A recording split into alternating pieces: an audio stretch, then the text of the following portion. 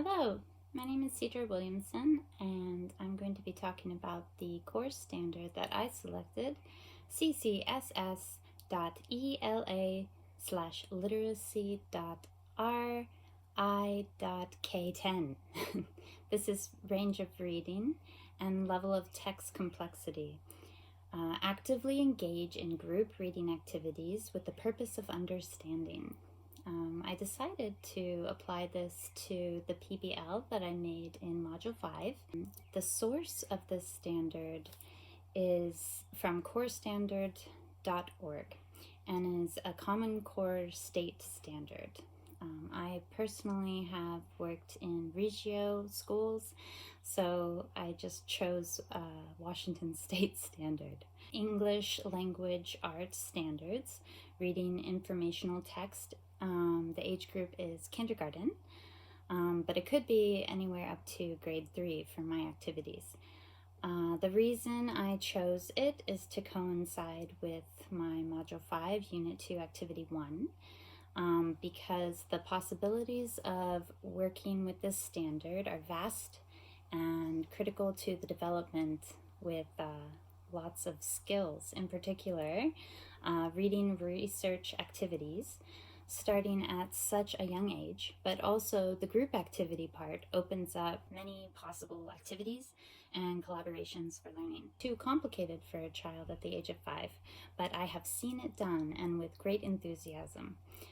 I believe the subject matter of art, along with the group social and collaborative element, and the freedom to explore the past will lead to sparked interest and inspire a young artist to create or recreate. Exploring art history can be magical, with gods, imaginary or mythological creatures, and battles in the past. What can be more interesting than art history?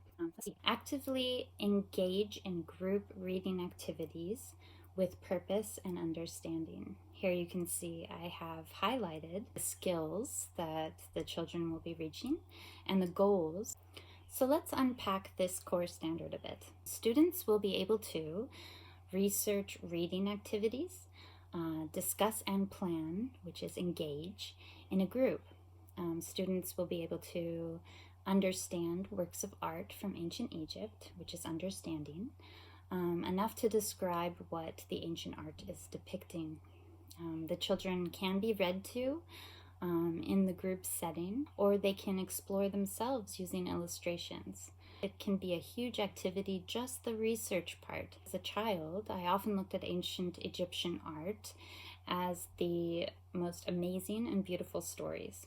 The real question is, at age 5, can a child search for ancient Egyptian art and tell the story that they see? History is laced with opinions on artwork of the past, and I believe a child's opinion is valuable, especially when deciphering a story from an illustration or a sculpture. Using history and art books to explore ancient Egyptian art. The project will culminate in a presentation of the children's choosing. The standard fits well with at least the first part, the researching and the group collaboration. Why is this important? This standard has opportunities to teach extremely valuable skills.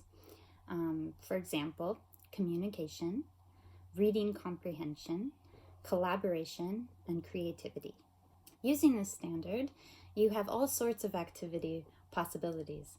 PBLs, assignments, activities. Just think, if you were a kindergartner about to take the giant leap into primary school, and you discover that with a little help and prompting from the teacher and some group work with your friends, you can explore historical artworks, stories, and cultures. That's huge.